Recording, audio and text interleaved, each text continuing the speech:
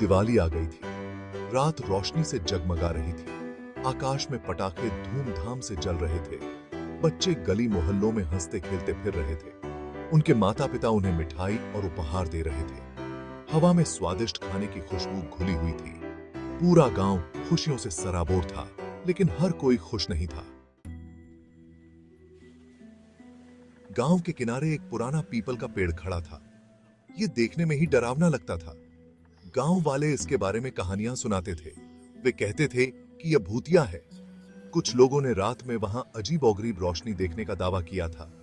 दूसरों ने इसकी शाखाओं से फुसफुसाहट की आवाजें सुनाई देने का दावा किया। कोई भी रात में पेड़ के पास जाने की हिम्मत नहीं करता था, खासकर दिवाली पर तो बिल्कुल नहीं। चार दोस्त अमित, रोहन, विक्रम और सुनील एक चारपाई पर बैठे थे। वे बोर हो रहे थे। पटाखों का मजा फीका पड़ रहा था। अमित को एक आइडिया आया। चलो पीपल के पेड़ पर चलते हैं, उसने सुझाव दिया। रोहन डर गया। क्या तुम पागल हो? उसने पूछा। सब जानते हैं ये भूतिया है। विक्रम और सुनील भी हिचकिचा रहे थे, लेकिन अमित ने उन्हें ताना मारा। उसने उन्हें डरपोक कहा। आखिरकार वे जाने के लिए तैयार हो गए। वे गांव के किनारे की ओर चलने लगे। जितना आगे बढ़ते गए, उतनी ही खामोशी छा गई। त्योहारों की आवाजें धीमी होती गईं। हवा ठंडी होने लगी। उनके दिलों में डर पैदा हो गया। उन्हें अपने फैसले पर पछतावा होने लगा था, लेकिन उनमें से कोई भी डरा हुआ दिखना नहीं चाहता था। वे पीपल के पेड़ पर पहुंचे। अंधेरे में यह और भी भयानक लग रहा था। हवा चलने से उसके पत्ते सरसरा रहे थे। यह फुसफुसाहट जैसा लग रहा था। लड़के एक पल के लिए वहीं खड़े रहे। वे डर के मारे जड़ हो गए थे। चलो वापस चलते हैं, रोहन फुसफुसाया। लेकिन अमित अपनी बहादुरी साबित करने पर तुला हुआ था। उसने एक पत्थर उठाया और पेड़ पर फेंक दिया। बाहर आओ भूतों, वह चिल्लाया। अगर तुम सच में यहां हो तो खुद को दिखाओ। बाकी लड़के भी उसमें शामिल हो गए। वे पेड़ पर चिल्लाने लगे। उन्होंने भूतों को बाहर आने की चुनौती दी। उन्होंने इंतजार किया। कुछ नहीं हुआ।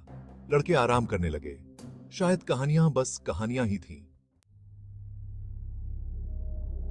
अचानक हवा का एक तेज झोंका आया। ऐसा लग रहा था जैसे ये कहीं से भी आया हो। पीपल के पेड़ की पत्तियां हिंसक रूप से हिल गईं। लड़के कांप उठे। हवा और ठंडी हो गई। उन्हें किसी की मौजूदगी का एहसास हुआ। कोई उन्हें देख रहा था। डर उनके दिलों पर छा गया। वे जानते थे कि वे अकेले नहीं हैं। तभी उन्होंने उन्हें देखा। अंधेरे में परछाइयां हिल रही थीं। शाखाओं के बीच चमकती हुई आंखें दिखाई दीं। हवा में फुसफुसाहट गूंज उठी। भूत असली थे और वे खुश नहीं थे। लड़के चीख पड़े। वे मुड़े और भागे। वे इतनी तेजी से भागे जितनी तेजी से पहले कभी नहीं दौड़े थे। भूतों ने उनका पीछा किया। वे हवा में तैर रहे थे। उनकी हंसी लड़कों के पीछे गूंज रही थी। लड़के भूतों को पास आते हुए सुन सकते थे। उन्होंने पीछे मुड़कर देखने की हिम्मत नहीं की। वे तब तक दौड़ते रहे जब तक वे गांव नहीं पहुंच गए। वे भागकर रोशनी में और समारोह की सुरक्षा में पहुंचे। वे तब तक नहीं रुके जब तक वे अपने घरों तक नहीं पहुंच गए। पीपल के पेड़ पर वापस भूतों ने अपना दिवाली उत्सव जारी रखा। वे शाखाओं के बीच नाचते और गाते रहे। उनकी हंसी रात भर गूंजती रही। अगले दिन ग्रामीणों को पेड़ के पास अजीब-ओ-गरीब पैरों के निशान मिले। उन्हें दावत के अवशेष भी मिले, लेकिन लड़कों का कोई पता नहीं चला। तब ग्रामीणों को पता चला कि कहानियां सच थीं। पीपल का पेड़ वाकई भूतिया था और भूत भी दिवाली मनाते थे, लेकिन वे इसे अपने ही अंदाज में मनाते थे।